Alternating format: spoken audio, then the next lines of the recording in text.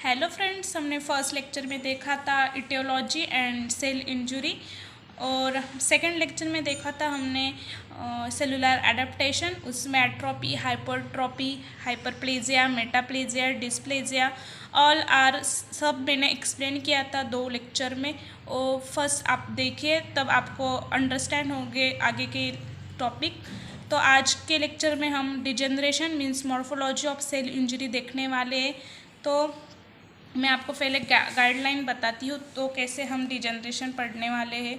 तो इस लेक्चर में पहले हम 2 डिजेनरेशन कवर करेंगे और आगे के लेक्चर में 2 लेने वाली हूँ मैं। तो first, morphology of cell injury में कितने 4 कैटेगरी में डिवाइडेशन है: hydropic change, hyaline change, mucoid change, fatty change. तो हम आज ये दोनों कवर करने वाले। तो हाइड्रोफिक में हमारी सीक्वेंस क्या रहेंगी? फर्स्ट हम डेफिनेशन देखेंगे, मैकेनिज्म, फिर पैथोजेनेसिस, देन इटियोलॉजी देखेंगे, देन मॉर्फोलॉजिकल फीचर देखेंगे। एंड देन हाईलाइन में क्या देखने वाले? हाईलाइन में डेफिनेशन, इंट्रोडक्शन देखेंगे। Then 2 types, intracellular, extracellular देखेंगे। तो इंट्रासेलुलर में क्या आता है, एक्स्ट्रा सेलुलर में क्या आता है, ये सब आज के लेक्चर में हम देखने वाले हैं। तो सीक्वेंस में देखते हैं। तो फर्स्ट, डिजेनरेशन मीन्स क्या होता है degeneration, morphology of cell injury. मैंने फर्स्ट लेक्चर में देखिए डिवाइडेशन किया था, वो adaptation, then reversible cell injury. तो उसमें से एडेप्टेशन हमने देखा था, सेलुलर एडेप्टेशन। तो आज हम डिजेनरेशन में रिवर्सिबल और इरिवर्सिबल का इम्पोर्टेंस है। तो फर्स्ट आप वो लेक्चर देखिए, फिर ये कंटिन्यू कीजिए। Then introduction, morphology refers to change in shape, size and appearance. क्या हो रहा है? सेल की साइज, शेप एंड चेंज आ रहा है। सेल के साइज में, शेप में, इसमें क्या आ रहा है? चेंज आ रहा है। मॉर्फोलॉजी में चेंज आ रहा है सेल के। Depending upon the purity of cell injury, degree of damage and residual effect, cell or tissue are variable. During a cell injury, microscopic morphological change of reversible and non-reversible cell injuries varies.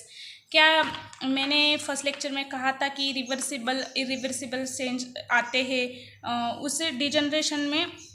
देखिए, एक cell है तो cell पे क्या reversible irreversible change आ रहे हैं। तो कैसे? स्ट्रेसेस मैंने कहा था फर्स्ट लेक्चर में, इटियोलॉजिकल एजेंट स्ट्रेस फॉर्म करते, इसकी वजह से क्या हो रहा है? सेल के मॉर्फोलॉजी में तो चेंज आई। मॉर्फोलॉजिकल चेंज कैसे?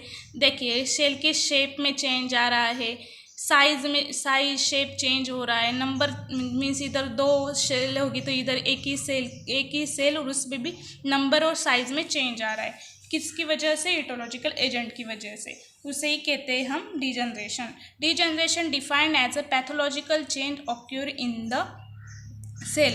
मीन्स क्या? पैथोलॉजी कुछ अलग हो गई सेल की, तो उस पर क्या ट्रेसेस फॉर्म हुए, इसकी वजह से नॉर्मल सेल ने अपनी साइज चेंज किया, शेप चेंज किया। Then common example of morphologic forms of reversible cell injury. इसे रिवर्सिबल सेल इंजुरी क्यों बोले? उसका रीज़न क्या है? रिवर्सिबल मैंने कहा था कि सेल अपना रिवर्स बैक टू नॉर्मल आ जाती है। मीन्स सेल पर स्ट्रेसेस फॉर्म हुए, सेल है स्ट्रेसेस सब हटाकर नॉर्मल बन जाती है। इसे हम रिवर्सिबल कहते हैं। तो कॉमन एग्जांपल क्या है? फर्स्ट हाइड्रोपिक है, हाइलिन है, म्यूकॉइड है, फैटी चेंजेस है। ये 4 टाइप के चेंजेस आते हैं सेल में, उसे ही हम डिजेनरेशन कहते हैं। डिजेनरेशन समझ में आया क्या होता है? डिजेनरेशन कुछ नहीं, पैथोलॉजिकल चेंज आते हैं सेल में, इसकी वजह से सेल की शेप में चेंज आता है, साइज में चेंज आते हैं, नंबर चेंज होते हैं सेल के, उसे हम डिजेनरेशन करते हैं। तो first hydropic degeneration means hydropic change. The first definition देखेंगे। Hydropic change means accumulation of water within the cytoplasm of the cell and also called as vascular degeneration due to the cytoplasmic vasculation. Hydropic change में क्या होता है? Cytoplasm में accumulation of water होता है, उसके वजह से क्या होता है? सेल को स्वेलिंग आती है। Means accumulation of water inside the cytoplasm में वाटर का एक्यूमुलेशन हो रहा है, उसे हम हाइड्रोपिक चेंज कहते हैं और उसे ही वैस्कुलर डिजेनरेशन कहा जाता है। मीन्स एक सेल है, देखिए इधर एक सेल है, इस सेल में क्या है, H2O का क्या हो रहा है, एक्यूमुलेशन हो रहा है, सभी तरफ से क्या जा रहा है, वाटर जा रहा है, तो इसका क्या हो रहा है, वाटर ज़्यादा होने के कारण सेल की नॉर्मल साइज चेंज हुई, इसे हम क्या कहते हैं, हाइड्रोपिक चेंज। ओके, देन इसका हम मैकेनिज्म देखेंगे। मैंने पहले ही कहा था कि हमने पहले इंट्रोडक्शन देखा, फिर हाइड्रोपिक चेंज से स्टार्ट कर रहे हैं हम। तो फर्स्ट चेंज क्या है, हाइड्रोपिक के। तो हाइड्रोपिक में फर्स्ट हमने डेफिनेशन कवर की। डेफिनेशन में क्या आता है, accumulation of water with in the cytoplasm, यानी देखिए hydropic change means accumulation of water within the cytoplasm. The mechanism, numerous small vacuole appear in the cytoplasm which coils will form a large vacuole displacing nucleus to one sided. Okay, क्या होता है mechanism में, जो हमारा cell होती है, cell में accumulation of water होने के कारण सेल स्वेल होती है, बहुत सारा पानी सेल में आ जाता है, इसकी वजह से न्यूक्लियस साइड में आता है। मीन्स जैसे कि छोटे छोटे वैक्यूल रहते हैं, छोटे छोटे वैक्यूल बड़े सब मिल जाते हैं, सब मिलने के कारण सेल की साइज बड़ी हो जाती है, तो इसकी वजह से न्यूक्लियस साइड में आ जाता है। ऐसे फर्स्ट पॉइंट में क्या है, numerous small vacuole appear in the cell and with coalesce form large vacuole. Then इसका एग्जाम्पल क्या था, इंक्रीज ऑस्मोटिक प्रेशर। मैं इसकी वजह से क्या होते हैं, सेल को स्वेलिंग आ जाती है और इंक्रीज ऑस्मोटिक प्रेशर बढ़ जाता है सेल का। पैथोजेनेसिस हमने डेफिनेशन देखी, अब मैकेनिज्म देखा, अब हम पैथोजेनेसिस देख रहे हैं। तो pathogenesis there is a fall in the potassium ion concentration of the cell with increase in sodium ions. क्या हो रहा है, सेल में क्या पोटेशियम आयन जो है वो क्या हो रहा है, कम हो रहा है, क्या बढ़ रहा है, सोडियम बढ़ रहा है, सोडियम की क्वांटिटी बढ़ रही है, सोडियम ज़्यादा बढ़ रहा है सेल में और पोटेशियम कम हो रहा है। All this factor which help swelling of the protoplasm with the vacuolation. इसकी वजह से ये मेन रीज़न है सेल की स्वेलिंग होने का मेन रीज़न, पोटेशियम की कमी और सोडियम ज़्यादा हो रहा है किसमें, सेल में।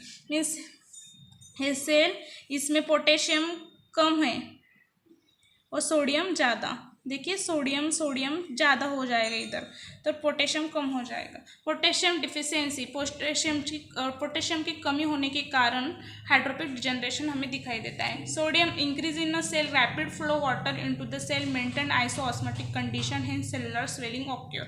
इसकी वजह से सोडियम इंक्रीज हो जाता है इन सेल में और क्या होता है, आइसोऑस्मोटिक कंडीशन आ जाती है, सेलुलर स्वेलिंग आती है, इसकी वजह से हाइड्रोपिक डिजनरेशन हमें दिखाई देता है। अब इटियोलॉजी तो हमने कवर किया है, डेफिनेशन, मैकेनिज्म, पैथोजेनेसिस। अब इटियोलॉजी देखेंगे हम।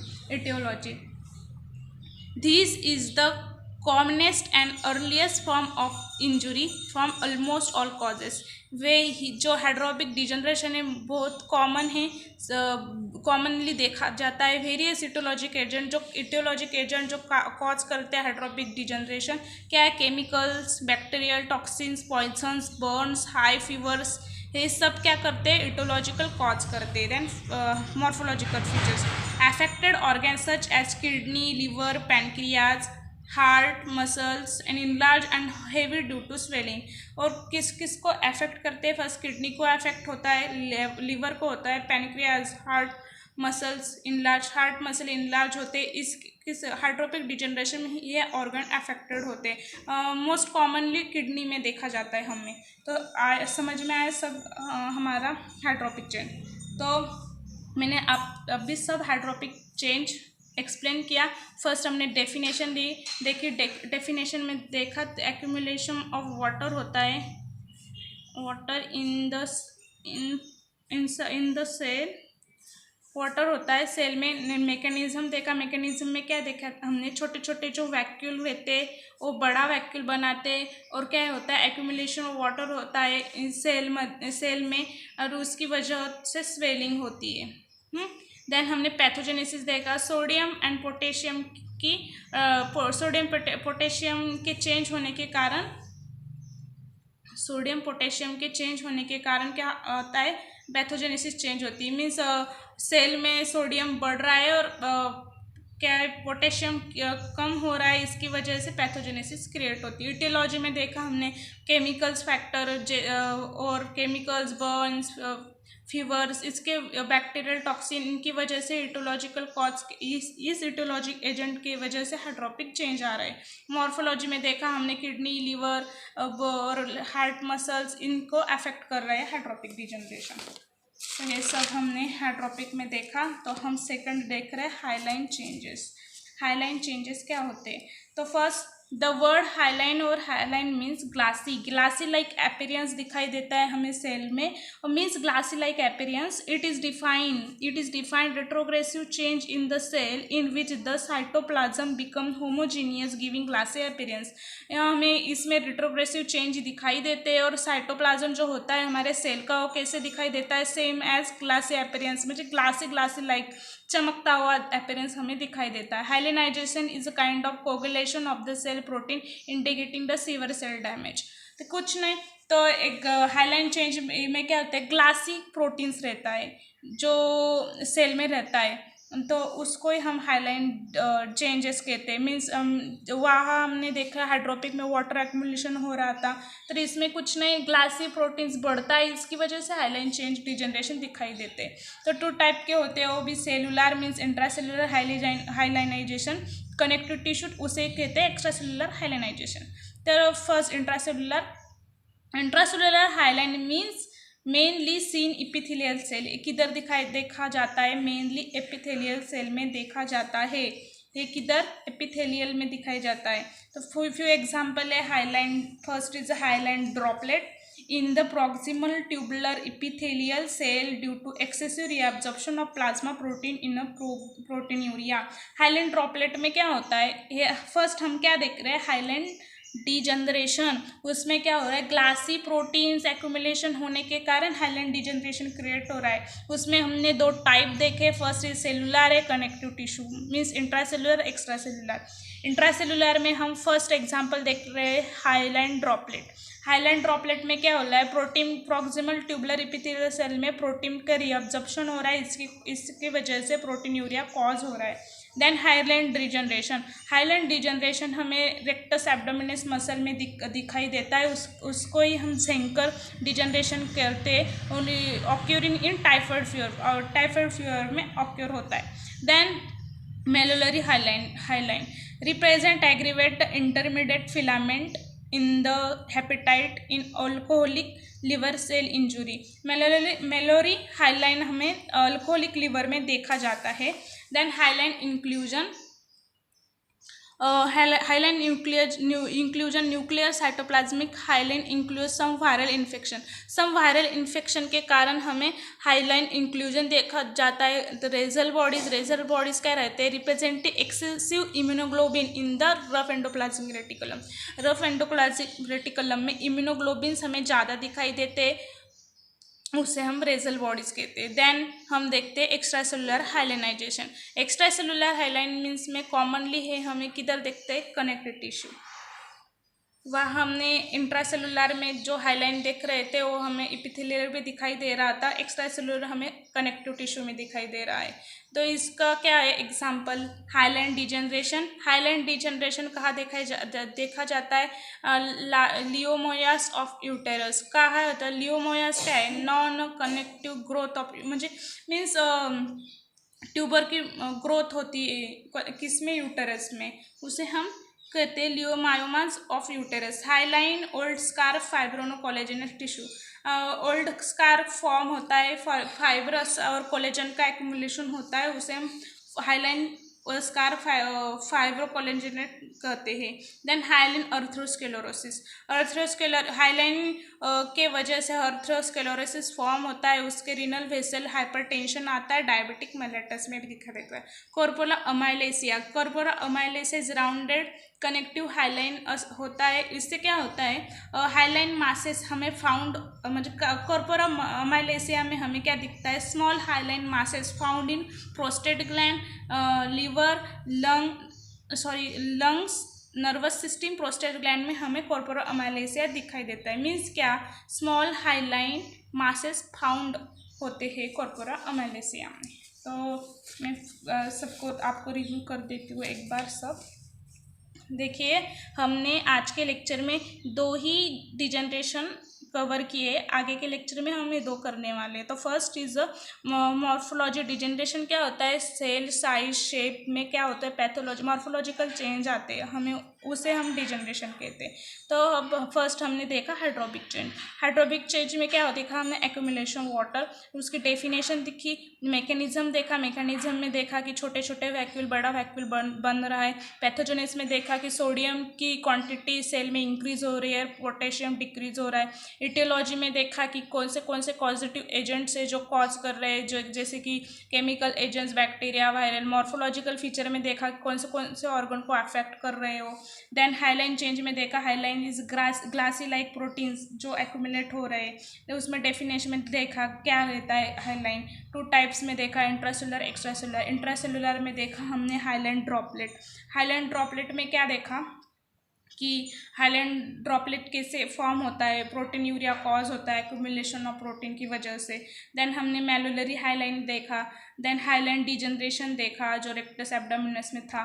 देन हाइलाइन इंक्लूजन देखा, सेल बॉडीज देखी। देन एक्स्ट्रा सेलुलर में हाइलाइन डिजनरेशन देखा, हाइलाइन ओल्ड स्काल देखा, हाइलाइन अल्ट्रोस्क्लेरोसिस देखा, कॉर्पोरल अमाइलेसिया देखा जो स्मॉल हाइलाइन मासेस फाउंड होते हैं, उसकी वजह से prostate gland, nervous system, lungs में देखा जाता है। ये सब आज के होल मैंने पूरा एक्सप्लेन किया है, हाइलाइन एंड हाइड्रोपिक डिजनरेशन। तो आपके पेपर में 5 मार्क्स को आया तो तब भी आप सब लिख सकते, इतना अच्छे से मैंने एक्सप्लेन किया है। तो गाइस प्लीज़ सब्सक्राइब कीजिए, शेयर कीजिए, लाइक कीजिए। Thank you.